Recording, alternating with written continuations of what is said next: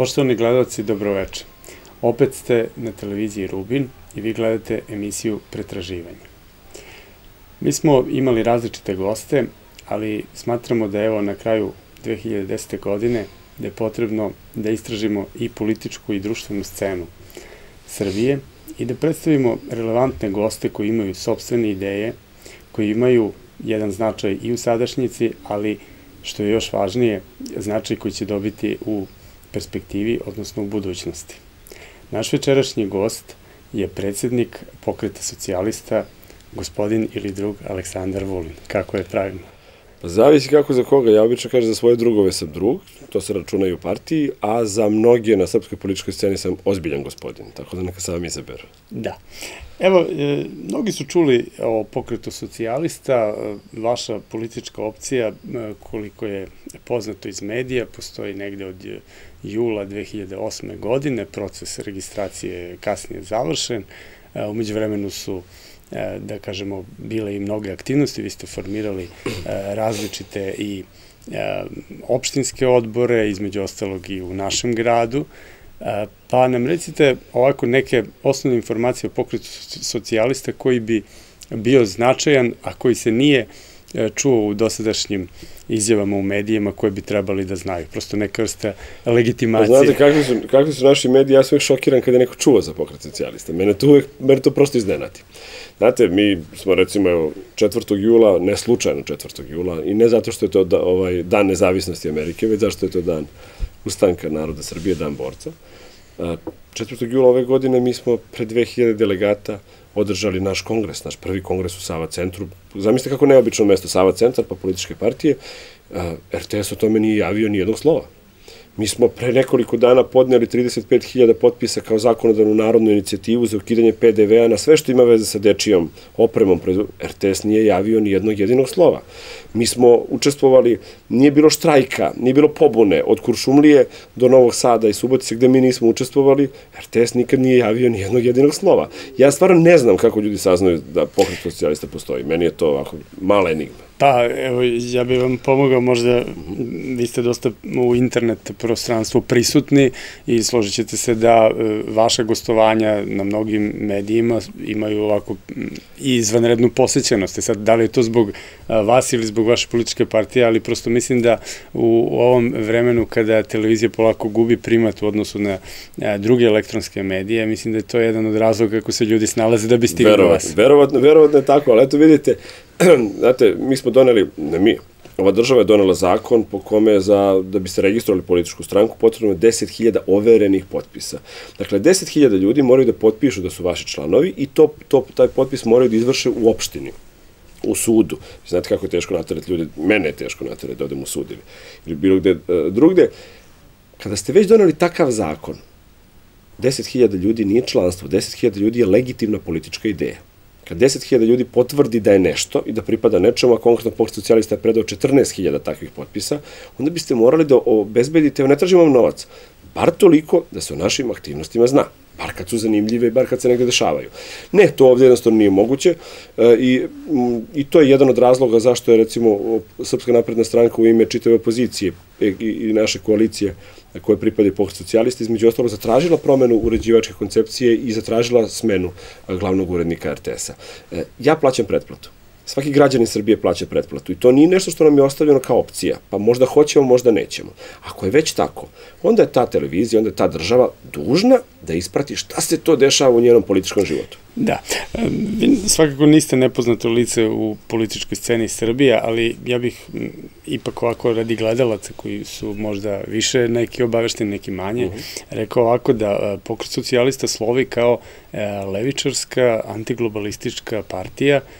U tom smislu, recimo, boje vaše partije su crvena praktično boja, ali sa druge strane postoje se pitanje, mi imamo još neke partije koje imaju, recimo, tu crvenu boju, na primer, Socijalistička partija Srbije, pa čak i LDP i tako dalje. Zašto svi crveni nisu na jednom, da kažemo, crvenom mestu?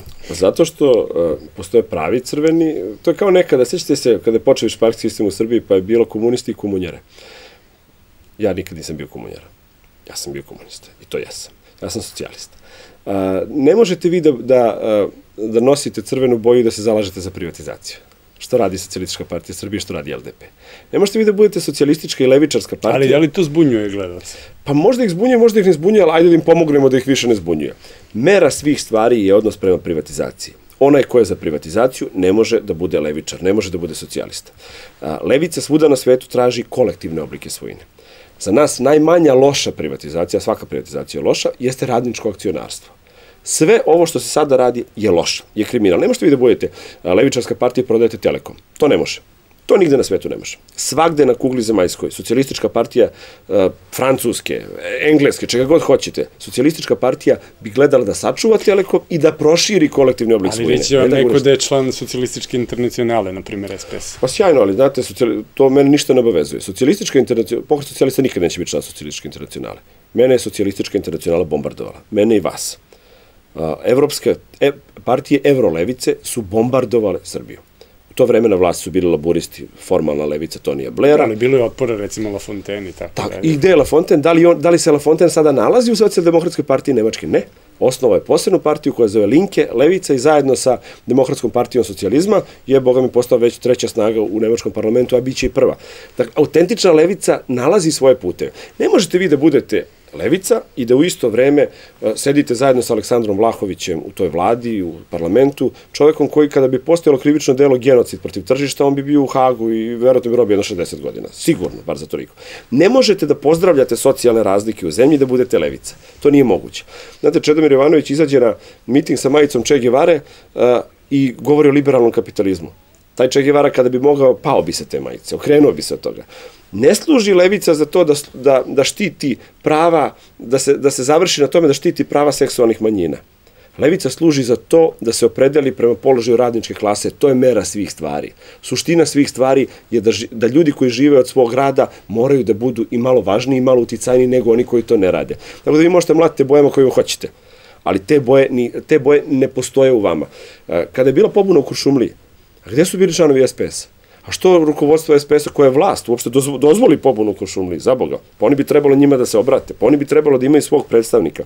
Zašto je, recimo, sve više sindikata je počeo prvi put u istoriji višepartizma u Srbiji, sindikat autoprevoza iz Čačka je potpisao sporazum o zajedničkom nastupu sa pokretom socijalista. Što ne rade sa SPS-om? Oni su vlast, mogu da im pomognu, ali nisu levica. Ali recimo ovako, da postavimo jedno hipotetičko pitanje, ukoliko bi SPS se približio programskim stavovima pokreta socijalista, da li bi bilo moguće u perspektivi objedinjavanje tih levih snaga?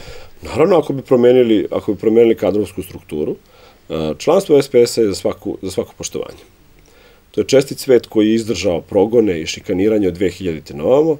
To su čestiti pošteni ljudi koji su gubili poslove, koji su bili fizički maltretirani, koji su preživjeli razna poniženja, a ostali su tu gde su bili. Ali rukovodstvo Socijalističke partije Srbije nije za poštovanje. To su, znate, ljudi, jako je sasvim razumljivo da recimo sada neki 19-godišnji, 20-godišnji član SPS-a kaže Slobodan Milošević je za mene davno prošlost. Ja to mogu da razumem, mogu da ga prihvatim. Ali kada to kaže Milutin Mrkonjić ili kada to kaže Ivica Dačić, to je uvredljivo. To je bezobrazno. To ne zaslužuje baš nikako. Što mislite, recimo, o ovim novim promenama, na primjer u SPS-u, na primjer, evo Srđan Dragojević je tu, pa imamo još neke nove likove i tako dalje. Ja se nadam da ćete imati prilike da razgovarate s svim tim novim likovima i da članstvo SPS-a vidi ko su im predstavnici u glavnom odboru, ko su njihovi visoki funkcioneri. Da li je to... Znate, uvođenje gej aktivista u glavni odbor SPS-a, ja ne mislim da je to vraćanje korenima. To je očigledno neki napredak u budućnost, to je neki iskorak. I baš bih voleo da, recimo da gospodin, baš pred članovima, simpatizerima SPS-a u Kikindi, kaže koji su to razlozi da jedan istaknuti gej aktivista pronađe svoje gej opredeljenje u Socijalističkoj partiji Srbije. Ja to ne osuđujem, to je potpuno njihovo pravo. Malo je neobično da na 8. kongresu SPS-a jedino što ne smete da kažete, sve smete da kažete da ste za gej aktiviste i za gej brakove, sve možete, samo ne smete da pomenete čoveka koji vas je osnovao. Zvao se Slobodan Milošević za one koji su ga zaboravili, evo ja nisam, ali oni koji ne znaju, Slobodan Milošević je osnovao Socijalističku partiju Srbije i bio je predsednik te partije, pa boga mi dugi niz godina. Neki čak tvrde da je zaslužio Nobelovu nagradu za mir, što je gospodin Ivica Dačić nekad tvrdio, ali to je bio neki drugi gospodin Ivica Dačić, pošto ovaj to nešto ne misli baš o tako. I SPS je održao svoj posljednji kongres u ovoj fazi. ovakav kakav jeste. Dobro, da se vratimo na pokret socijalista i na priču o privatizaciji.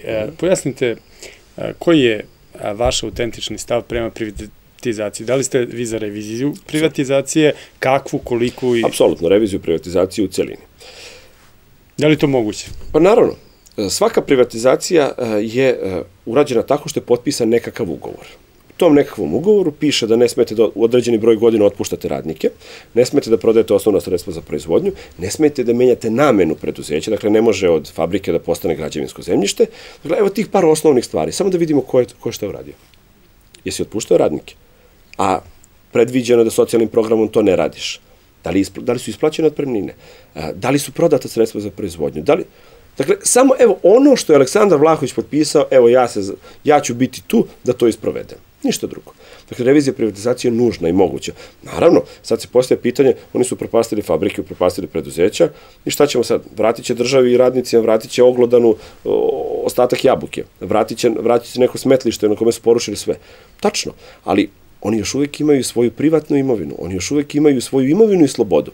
Kada se u Srbiji za takav kriminal bude odgovaralo i slobodom i imovinom, možda će Srbija biti malo bolja zemlja. I ne samo oni koji su privatizovali, nego ja tražim odgovornost i Agencije za privatizaciju.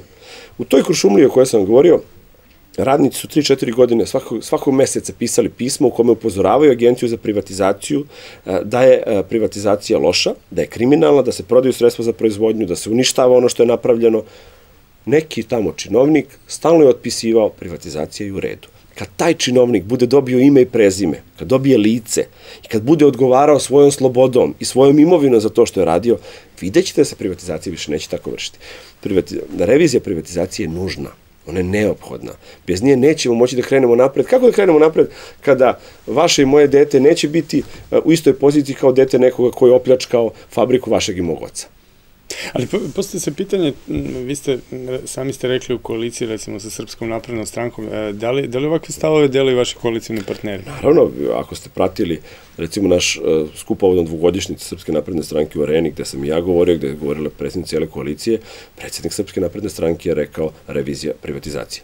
Uostalom, pogledajte naše principe koje smo potpisali, 8. princip je socijalna pravda, gde se obrazlaže i revizija privatizacije i gde se obrazlaže i pojam socijalne pravde.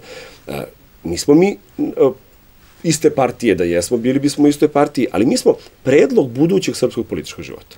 Od srpske levice do srpske desnice. Dakle, ja sam plan kuda ćemo ići. Znate, postoji još jedna važna stvar. U međuvremenu se već stvorile opšte civilizacijske vrednosti. Bratstvo, jednakost i sloboda ne pripadaju više samo levici. To mora da pripada svima. Ali slušat će se da neki koji su vaši politički protivnici će vam možda spočitati, na primjer, kako to da vam je, recimo, Velimir Ilić bliži nego, na primjer, eto, spominjani Ivica Dačić i tako dalje. Znate u čemu je bliži Velimir Ilić? Velimir Ilić mi je bliži u tome što je ona autentična srpska desnica i što ne menja svoj stav i u tome što Velimir Ilić je više puta rekao da ono kad su palili kancelariju Ivice Dačića da je to pogrešno, da to nije trebalo da se radi. I posle 5. oktobra on menja svoj stav u tom pravcu. A gospodin Ivica Dačić je otišao kod onih koji su mu palili kancelariju sa obrazloženjem da je jako dobro što su mu zapalili kancelariju i da mu se to njemu neobično dopada. Da bismo Velimir Ilić i ja, ili bilo ko drugi, mogli da razgovaramo, mi moramo da imamo čvrsto uverenje. Gospode iz Socijalističke partije Srbije nemaju nikakva uverenja. Ja sa njim ne znam o čemu da pričam, osim u goloj podeli vlasti. To je možda moguće. Ne možete 20 godina da govorite jednu priču i da je apsolutno medij. Ne možete. Odnosno možete, sve možete, naravno, nije to sporno, ali ne možete očekujete da vas ja doživljavam kao legitimnog predstavnika te ideje. Dakle, Pokret socijalista je jedina partija levice. Nema druge partije levice. Ne postoji ni jedna druga registrovana partija levice u Srbiji. Šta mislite o Žarku Koraću? Pa dajte, ako hoćete svedete levicu na zaštitu ugroženih čudaka, onda dobro, onda to postoji. Ako hoćete da levicu svedete na nešto što nije borbeno, što se ne zalaže za suštinske